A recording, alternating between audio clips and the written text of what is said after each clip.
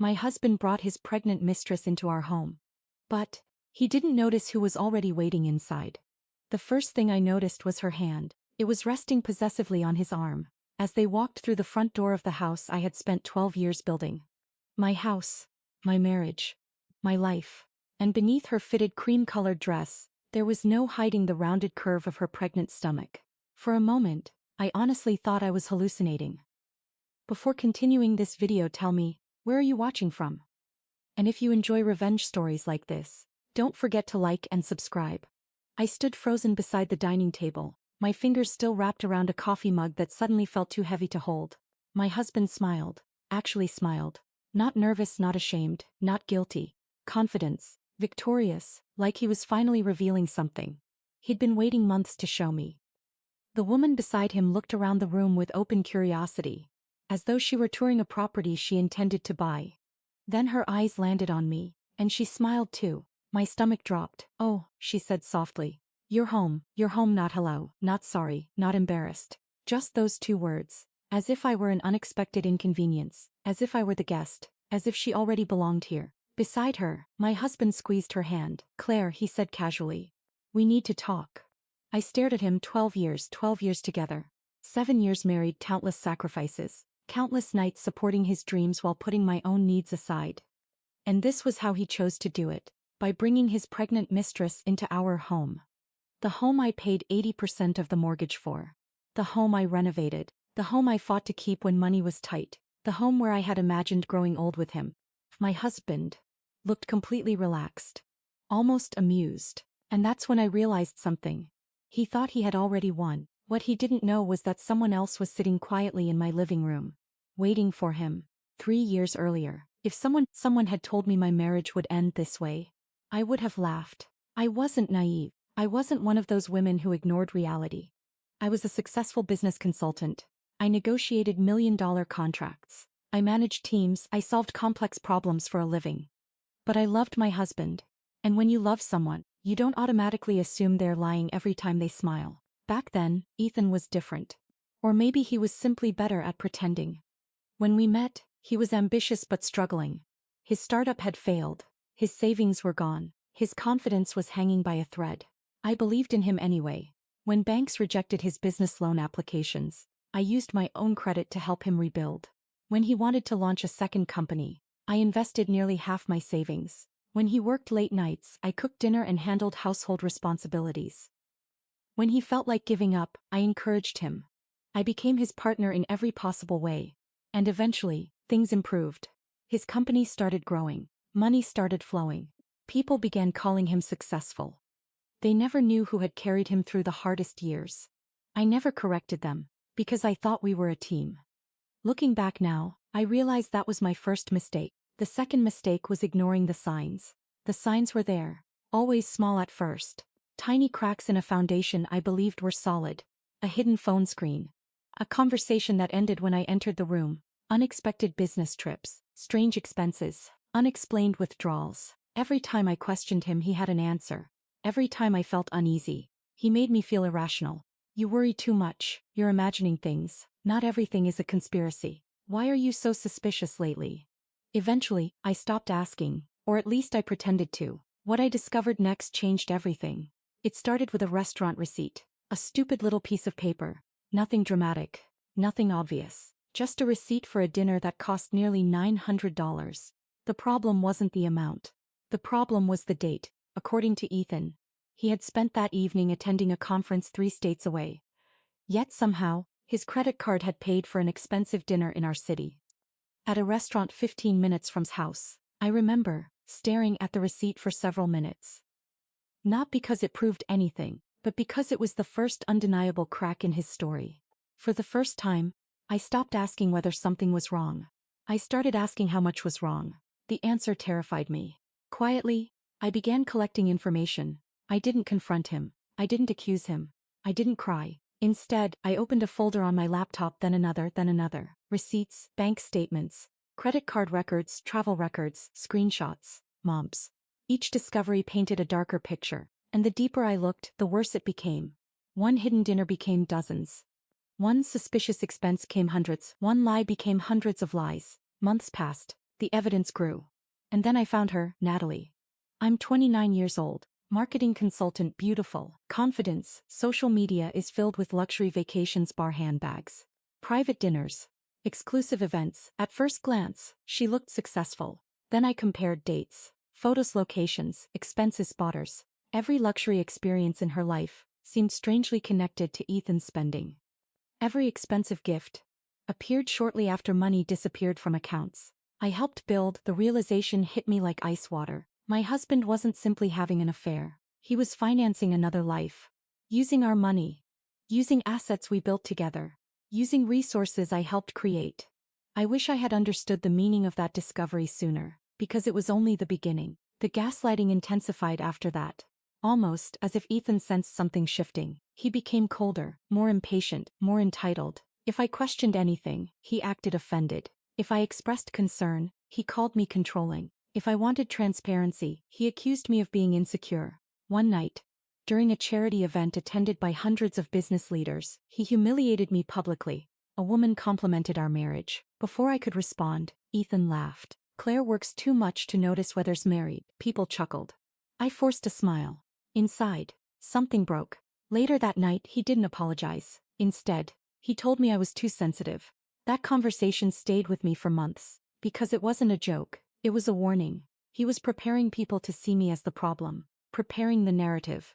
Preparing his escape. And someone was helping him. Natalie, the woman standing beside him in my foyer now. The woman carrying his child. The woman who believed she was replacing me. The woman who had no idea she was being used too. They thought they were controlling the situation. But by then, I already knew more than either of them realized. Far more. And the real surprise was still sitting inside my house. 6 months before Ethan brought Natalie home, I hired a forensic accountant.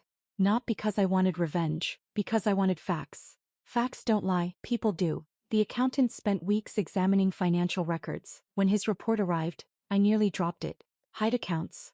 Undisclosed transfers. Shell companies, misappropriated funds. Assets concealed during business filings. Money moved through channels designed to avoid scrutiny. At first, I assumed he was simply hiding money from me. Then another name appeared. A name connected to investors. A name connected to regulators. A name connected to investigations. That's when I understood the danger. This wasn't merely infidelity. This was something much bigger. Much more expensive. Much more destructive. And suddenly, I wasn't preparing for a divorce. I was preparing for a collapse. They never noticed the person quietly watching. They never noticed the evidence accumulating. They never noticed that every arrogant move brought them closer to disaster. And now they were standing inside my house, smiling, certain of victory, certain control. I was certain I was about to lose everything. My husband looked at me confidently. Natalie rubbed her stomach and smiled. Then Ethan finally spoke. Claire, he said, Natalie is moving in. I looked directly into his eyes. And for the first time in months, I smiled. Because the person waiting in my living room had just stood up from the couch. The sound of a chair sliding across hardwood floors echoed through the house. It wasn't loud. But at that moment, it felt deafening. Ethan's smile faltered. Natalie's hand tightened around his arm. And slowly the person in my living room stood. For the first time since walking into the house. My husband looked confused, then I was concerned, then pale. Mr. Harrington? Ethan said. The man adjusted his glasses and offered a polite smile. Good afternoon, Ethan. Natalie glanced between them. Do you know him? I folded my arms. Oh, he knows him. Ethan's face had already lost its color. Because the man standing in my living room wasn't a friend. He wasn't a neighbor. And he certainly wasn't someone Ethan expected to see. Robert Harrington was one of the most respected forensic attorneys in the state. A man whose name appeared in business magazines. A man corporations hired when millions of dollars were at stake. A man who specialized in uncovering financial fraud. The same man who had spent the last 4 months helping me understand exactly what my husband had been hiding. Natalie looked confused. Ethan looked terrified. And that told me everything. Because innocent people don't react that way. Ethan, Robert said calmly, I think you should sit down. What is this? Ethan demanded. His voice cracked slightly. I noticed. Robert noticed. Natalie noticed. The confidence Ethan had walked through the door was disappearing fast. I asked a question. Ethan snapped. I smiled.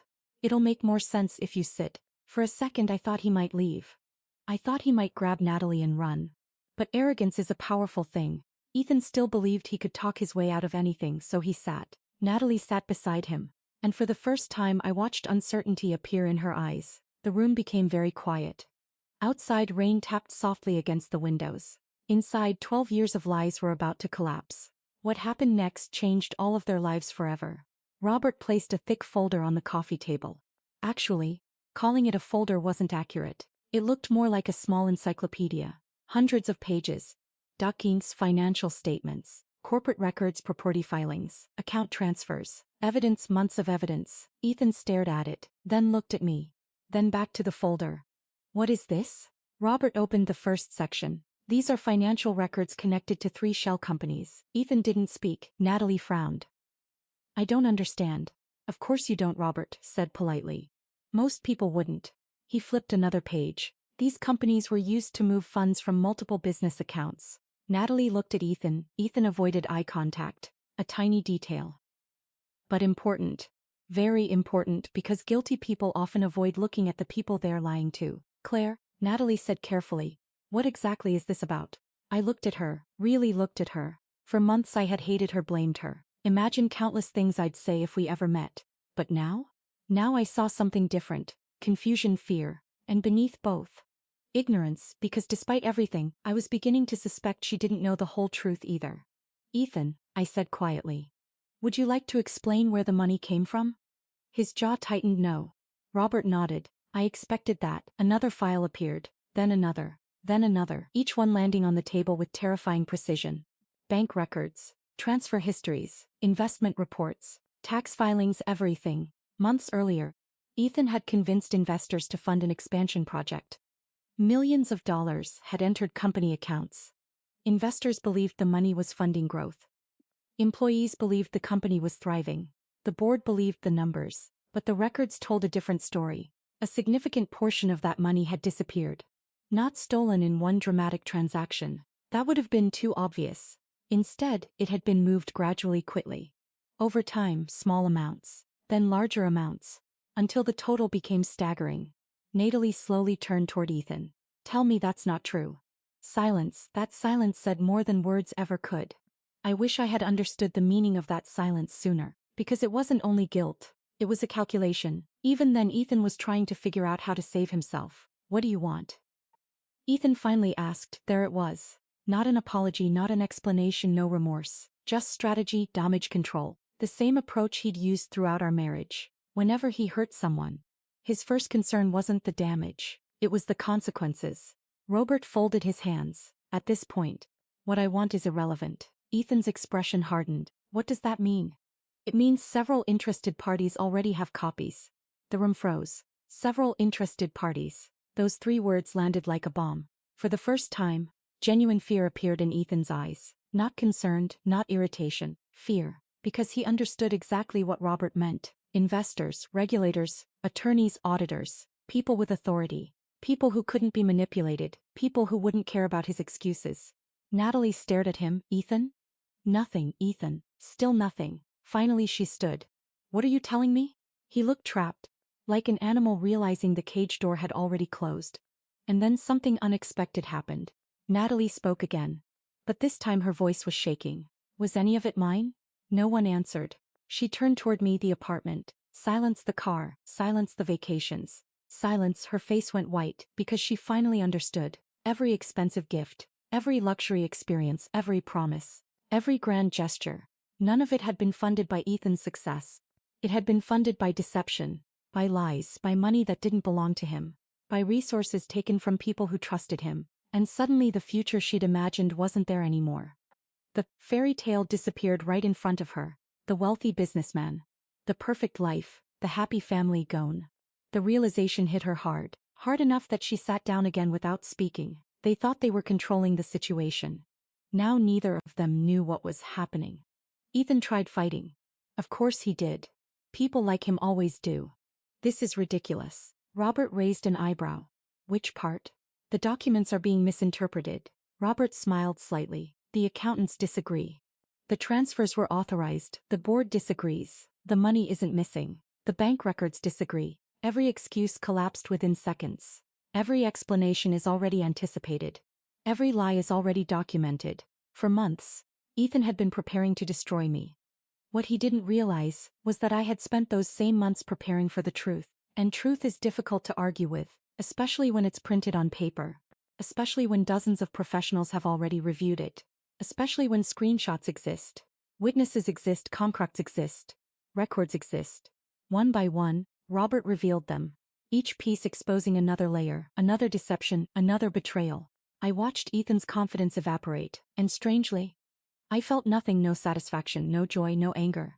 Just clarity. Because by that point, I had already mourned my marriage, months earlier. Alone. Quickly, without him noticing. The woman sitting across from him wasn't the wife he'd manipulated for years. That woman was gone. The real surprise wasn't Robert. The real surprise was that I no longer needed Ethan at all. Then came the final revelation. The one that changed everything. The one Ethan never saw coming. Robert opened the last folder. A very thin folder. Only a few pages. Yet somehow it seemed heavier than all the others combined. "What is that?" Ethan asked. Robert looked directly at him. "Your wife's ownership documents." Ethan frowned. "My wife's what?" I smiled. And suddenly I understood exactly how prey must feel when the hunter finally realizes he's been standing in a trap. "You remember the restructuring agreement 3 years ago?" His eyes widened instantly. Good, he remembered. Back then, he'd been busy, distracted, focused on expansion. He signed dozens of documents. Most he barely read. Including one particular agreement, one particular amendment, one particular contract. A contract that transferred substantial ownership protections to me. Protections he never bothered to understand. Because he assumed I would never need them. Because he assumed I'd never leave. Because he assumed I'd always be loyal. His biggest mistake wasn't cheating. It wasn't stealing. It wasn't lying. His biggest mistake was underestimating me. And now that mistake was about to cost him everything. For a moment, nobody spoke. The rain outside had grown heavier. Drops struck the windows like tiny drumbeats. Inside, the silence felt almost unbearable. Ethan stared at the ownership documents as though they were written in another language. Then he laughed. A short, nervous laugh. The kind people use when reality becomes too uncomfortable to accept. "No." I said nothing. "No." He looked at Robert. "There has to be a mistake." "There isn't." Ethan grabbed the documents. His eyes scanned the pages once. Twice. Then a third time. Every second that passed drained more color from his face. 'Cause he was reading what he should have read. Years ago. Back when he still respected me. Back when he still considered me his partner. Back when he thought loyalty was valuable. 3 years earlier, during a major business restructuring, it insisted on protections before investing additional capital. At the time, Ethan was desperate for growth. He wanted expansion, new investors, new offices, more visibility, more prestige. He wanted the future. I wanted security, so we negotiated, not as husband and wife, as business partners. And while Ethan focused on headlines and profits, I focused on contracts, specifically, one clause, one carefully written clause. A clause granting me controlling authority if certain financial violations occurred. Violations exactly like the ones Robert had just exposed. Violations Ethan never imagined he'd commit. Violations he assumed would never matter. Yet here we were, and suddenly, those forgotten pages mattered more than anything else in his life. "What does this mean?" Natalie whispered. I looked directly at her. "It means he's unowned what he thought he owned." Ethan slammed the papers onto the table. "This is insane." "No." Robert replied calmly. "It's enforceable." That single word hit harder than every document before it. Enforceable. Legal binding. Real. The room felt smaller. The walls are closer. The future Ethan had planned was disappearing piece by piece. And the worst part? The collapse had only just begun. What I learned next would shock even me. For months, I'd assumed Natalie knew everything. I assumed she knew about the hidden accounts, the missing funds, the lies, the manipulation. I assumed she was a willing participant. Then she started asking questions. Questions no informed accomplice would ask. Questions filled with genuine confusion. And slowly, a horrifying possibility emerged. Natalie had been lied to as thoroughly as I had, just differently. Ethan told me investors loved him. Silence. He said the company was thriving. Silence. He said everything was secure. Silence. Every unanswered question pushed her closer to reality. I watched her expression change. Shock, disbelief, the fear. Then heartbreak, because the fantasy she'd built her future around was collapsing in real time. "You said we'd be fine." Her voice cracked. You promised, still no answer, Ethan. Nothing. The man who always had explanations suddenly had none. And that's when Natalie asked the question that changed everything. The question that exposed the final lie. The biggest lie. The cruelest lies. Did you ever actually file for divorce? The room froze. Ethan looked away. My stomach tightened. Natalie's face slowly crumpled. No, she whispered. No one needed to answer. She already knew, because she'd just received her answer. For nearly 2 years, Ethan had apparently been telling her the same story. That our marriage was over. That we were separated. That paperwork was coming. That I refused to let go. That I was the obstacle. That she was the future. The entire narrative, every word. A lie. Natalie covered her mouth. Tears filled her eyes. You told me you were leaving her. Silence. You told me it was finished. Silence. You told me she knew. Still silent. And suddenly I saw something I never expected. Not a rival, not an enemy, not a homewrecker. Just another woman sitting in the ruins of Ethan's deception. Another woman he'd used. Another woman he'd manipulated. Another woman discovered the truth too late. They never noticed the person quietly watching, but now everyone could see exactly who the real villain had been all along. The next hour felt surreal. The carefully constructed image Ethan had spent years building disintegrated faster than I thought possible. Every new document exposed another contradiction, another false statement, another hidden transaction attempt. The man who once controlled every room now looked completely lost. And then his phone started ringing once. Twice, 3 times, 4, 5. The calls kept coming. He ignored them. I didn't. Because I knew exactly who was calling. The first investor had already received the documents, then the second, then the third. Several board members had received copies too. By morning, everyone who mattered would know. The consequences were no longer hypothetical. They were happening. Now, here, today. Ethan stared at his screen. His hands were shaking. The same man who once mocked my concerns, the same man who called me paranoid, the same man who made me question my own instincts, now looked terrified of his own phone. There was something poetic about that. I wish I had understood years ago that arrogance often creates its own downfall. People like Ethan rarely lose because someone defeats them. They lose because they eventually believe they're untouchable. And that's when they stop being careful. That's when they make mistakes. That's when they expose themselves. Finally, Ethan stood. His voice sounded different, smaller, desperate. Claire. I looked at him. For the first time in years, he seemed unsure how to speak to me. Claire. We can fix this. I almost laughed. Not because it was funny, because it was absurd. Fix this? After years of lies, after public humiliation, after gaslighting, after theft, after betrayal, after bringing his pregnant mistress into my home. The request felt detached from reality. We? I asked. His eyes widened slightly. One word. That was all it took. Because suddenly he understood. There was no we. Not anymore. The woman who spent years protecting him was gone. The woman who defended him was gone. The woman who believed his promises was gone. And she wasn't coming back. I made mistakes. Mistakes, such a small word. A word people use when they miss appointments, forget birthdays, take wrong turns. Not when they build entire lives on deception. I stood slowly, calmly, and walked toward him. For years, I imagined this moment differently. I imagined anger, screaming, tears, pain. Instead, I felt peace. Because the fight was already over. He just hadn't realized it yet. You didn't make mistakes. The room was completely silent. You made choices. His eyes dropped. Good. For once, he couldn't look directly at the consequences. You chose dishonesty. Silence chose manipulation. Silence. You chose greed. Silence. You chose betrayal. Each sentence landed like a verdict, not emotional, not dramatic, just true. And truth is often the most devastating thing a person can hear. Then Natalie stood, slowly, carefully, one hand resting protectively on her stomach. She looked exhausted, heartbroken, lost, but something had changed. The confidence she'd carried into the house was gone. In its place stood reality. She looked at Ethan. For several seconds she simply stared. As though she were seeing him for the first time. Maybe she was. Then she asked a question so simple it cut through everything. Did you ever love either of us? Ethan opened his mouth. Nothing came out. And honestly? That was enough to answer enough. Natalie nodded.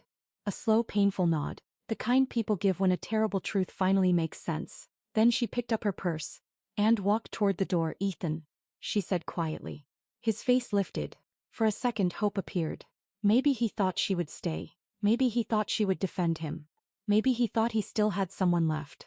He was wrong. I hope our child learns honesty from someone. Then she left. The front door closed behind her. And with it, the last illusion disappeared. The following months were difficult. Not because I regretted anything. Because rebuilding always takes time. Investigations expanded. Investors filed claims. Board members removed Ethan from leadership. Assets were frozen. Prop traps were reviewed. Partnerships disappeared. The empire he believed belonged to him vanished piece by piece. Not because I destroyed it. Because the truth reached it. And truth has a way of exposing weak foundations. As for me, I sold the house. Not because I had to. Because I wanted a new beginning. A place untouched by old memories. A place where betrayal didn't live in every room. A place where I could finally breathe. One evening, nearly a year later, I stood on the balcony of my new home. The sun was setting. The city glowed gold beneath the horizon. My phone buzzed. A friend checking in. Nothing urgent, nothing dramatic. Just peace. The kind of peace I once thought came from marriage. The kind of peace I later discovered comes from self-respect. I looked out at the skyline and smiled. Not because I had won. Because I had survived. Because I had chosen myself. Because I had finally stopped carrying someone else's lies. People often ask whether revenge feels good. The truth is something much simpler. The greatest revenge isn't watching someone lose everything. The greatest revenge is realizing their betrayal no longer has the power to define your future.